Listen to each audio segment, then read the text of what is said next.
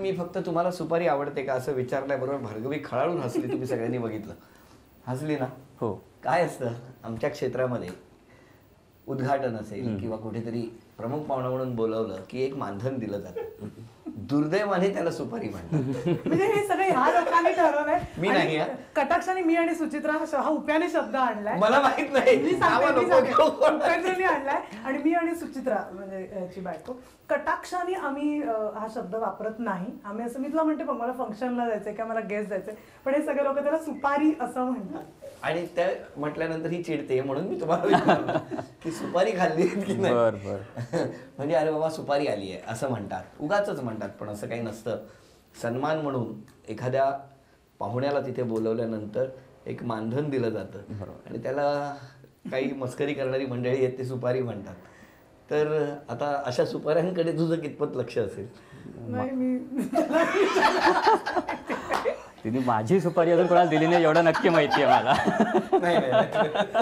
बरं, मला एक खूप छान किस्सा तुझ्याबद्दलचा सांगायचा. अरे बापरे. आम्ही दोघं ज्या वेळेला मला पंकजनी लग्नाचं विचारलं की आमचं सगळं भेटाभेटी होत होती सारसबागेत, आम्ही दोघं गेलो होतो गणपतीला आणि दिवाळीचा दिवस होता आणि त्याने मला विचारलं माझ्याशी लग्न करशील का.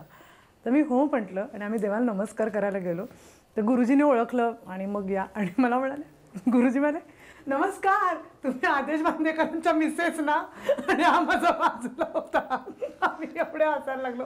म्हटलं मी नाही, मी भार्गवी. हा तुम्ही त्यांच्याबरोबर वहिनी साहेब होता. सुचित्रा बरोबर तू वैदी साहेब मध्ये होतीस. ही की ही.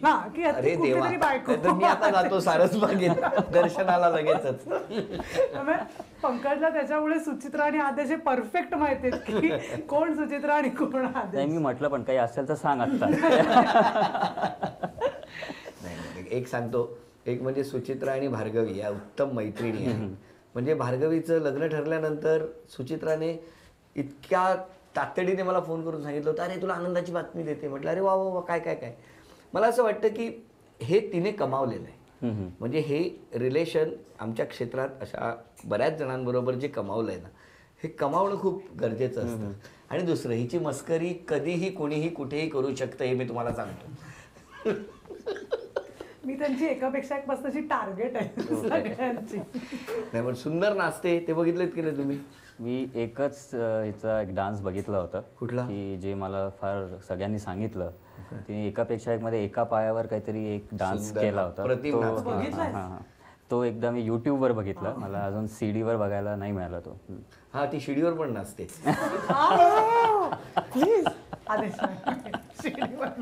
तू गेली होतीस ना नाचत नाचत वर एकापेक्षा एक मध्ये त्या 3 पायऱ्या चढून नव्हती गेली तू? शिडी नाही, पायऱ्या आहेत ना, शिडी शिडी. बरं ठीक. म्हणजे ती सुंदर परफॉर्मन्स देते. तुमचं काय म्हणणं आहे, तिने काय करायला पाहिजे अजून पुढे जाऊन? माहित नाही, मी तिचे जास्त रोल्स बघितले नाही आहे. पण तिच्याशी बोलताना एकदा ती मला म्हणाली होती की मला लोकांनी स्टार म्हणून नको पण ॲक्ट्रेस म्हणून ओळखावं. तर त्या वाक्यात खूप डेप्थ होती असं मला वाटलं. कारण फार कमी लोक असं विचार करू शकतात. कारण एकदा तुम्ही त्या फॉर एक्झाम्पल एकापेक्षा एक जिंकल्यावर किंवा फू बाय फूमध्ये जे काही हिला सक्सेस मिळालं त्याच्यानंतर मग तुम्हाला कमर्शियल अँगल जास्त येतो ॲक्टिंग स्किल्सपेक्षा. पण अजूनही मला वाटतं की तिचा फोकस खूप क्लिअर आहे आणि ती म्हणते मला ॲक्टिंग पुढे जाऊन 20 वर्षांनी 25 वर्षांनी लोकांनी मला ॲक्ट्रेस म्हणून ओळखावं, स्टार म्हणून नसलं तरी चालेल. तर आय थिंक ते it speaks a lot about her. की काय वाटतं हे असं ऐकताना? खूप छान वाटतं.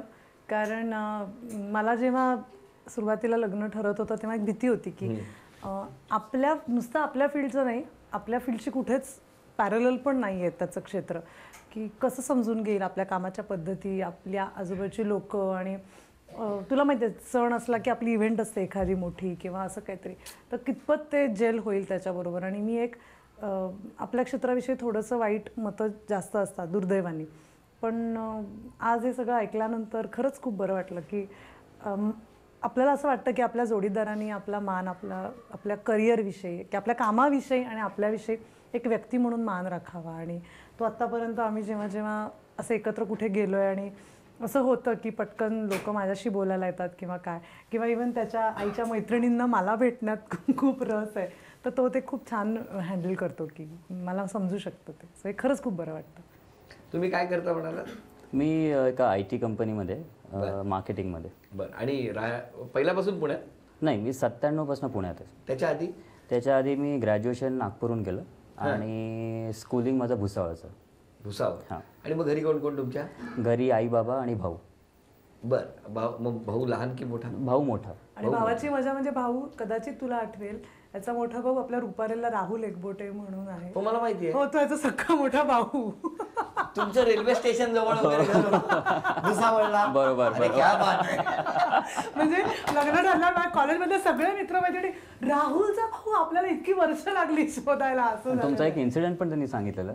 एकदा काहीतरी स्टेशनवर जात असताना काहीतरी ते हे झालं, तिकीट वगैरे नव्हतं, तर राहुल म्हणाला की आदेश तसाच प्लेनवर गेला, मग दुसऱ्या स्टेशनला आला आणि तिकीट्स वगैरे मॅनेज केलं. खूप आधीची गोष्ट होती, तुम्हाला मुंबई maybe आठवत आहे. विद्यापीठातला तो प्रसंग त्याने सांगितला. त्या टीम मध्ये राहुल होता. आम्ही दिल्लीवरून निघालो होतो आणि मी तेव्हा मुंबई विद्यापीठाचा कोऑर्डिनेटर म्हणून काम करत होतो. ट्रेन दिल्ली स्टेशनवरून सुटली, सगळे विद्यार्थी आत चढले आणि मी त्या लोकांनी इतकी गर्दी झाली की मला त्या मुलांच्या सीट्सवरती ती लोक बसलेली असल्यामुळे खाली ढकललं. या निमित्ताने हा प्रसंग सांगतो. कुठून शक्ती आली, बळ आलं माहीत नाही. माझ्याबरोबर प्रोफेसर सुंदरराजन होते आणि त्यांच्याकडे बघितलं, माझ्या पायात फक्त स्लीपर, कारण आता गाडीत चढायचं आणि झोपायचं एवढंच ठरवलेलं होतं. ट्रेन तर निघून गेली. कुठून डोकं चाललं, धावत धावत स्टेशन मास्टरकडे गेलो. म्हटलं आत्ता जी मेल गेली आहे त्यामध्ये आमची मुंबई विद्यापीठाची बरीचशी विद्यार्थी गेलेले आहेत. तिथून धावत सुटलो. त्यांनी मला एक मॅप दाखवला, किती वाजता ती ट्रेन कुठे कुठे जाणार. त्या मॅपप्रमाणे मी टाईम कॅल्क्युलेट करून धावत विमानतळावर गेलो दिल्लीमध्ये. तेवढ्यात मला एक विमान मिळालं. तिथून मी बडोद्याला फ्लाय झालो आणि बडोद्याला फ्लाय करून धावत धावत बडोदा की अहमदाबादला फ्लाय झालो आणि तिथून बडोद्याला धावत धावत स्टेशनवरती पोहोचलो. कारण 12 वाजता ती ट्रेन बडोद्याला येणार होती आणि मी काहीतरी 12:10 स्टेशनवरती पोहोचलो, कारण रस्त्यात एक ॲक्सिडेंट पण झालेला होता. आणि तिथे गेल्यानंतर त्या TCला विचारलं की ती ट्रेन पास झाली का, कारण माझे विद्यार्थी आहेत त्यामध्ये सगळे आणि ते एकटे ट्रॅव्हल करत आहेत, कारण तिकीट आणि सगळी माझ्याकडे होती. तर त्यांनी सांगितलं त्या ट्रेनची मला नाव नाही आठवत, पण ती ट्रेन ती बघा तिकडे सिग्नलला थांबली आहे, 5 मिनटात स्टेशनवर येईल. 5 मिनटांनी ती स्टेशनवर आली आणि माझी एक टिपिकल शिटी होती जी रुपारेलमध्ये सुद्धा फेमस होती आणि विद्यार्थ्यांमध्ये. ती मी जेव्हा शिटी मारली, ती शिटी मारता क्षणी सगळे गाढ झोपलेले विद्यार्थी एकदम ओरडले की आदेश सर इकडे कुठेतरी आहेत. आणि मी त्या स्टेशनवर त्या डब्यात चढलो. तो दिवस मला कधी विसरता येणार नाही. आणि मुंबई विद्यापीठाचा संपूर्ण संघ घेऊन मुंबईच्या स्टेशनवरती परत वेळेवर सगळ्यांना घेऊन उतरलो. आणि मला राहुल हेही म्हणाला, तुम्ही हा सगळा प्रवास विना चपला काही घालता, तुम्ही पळत पळत तुम्ही सगळं हे धावत गेलो. त्यात ती स्लीपर तुटली, त्यामुळे ती टाकली आणि मग अनवाणी पायानी त्या विमानात सुद्धा मी आयुष्यात पहिल्यांदा बसलो असेल कदाचित तेव्हा. नाही, त्याच्या आधी मुंबई विद्यापीठामुळेच प्रोफेसर विनायक दळवींमुळे रांचीला गेलो होतो. पण तेव्हा जेव्हा त्यांनी मला त्या एअर हॉस्टेसने काय खाणार का विचारलं, तेव्हा म्हटलं नाही, शक्य झालं तर मला चॉकलेट द्या. जर मुलं मला भेटली तर मला ती चॉकलेट्स त्यांना देता येतील. म्हणून मी चॉकलेट्स घेऊन धावत होतो आणि ती चॉकलेट्स घेऊन इंटरव्ह्यू कोणाचा चाललाय मला शिट्टी ऐकायची.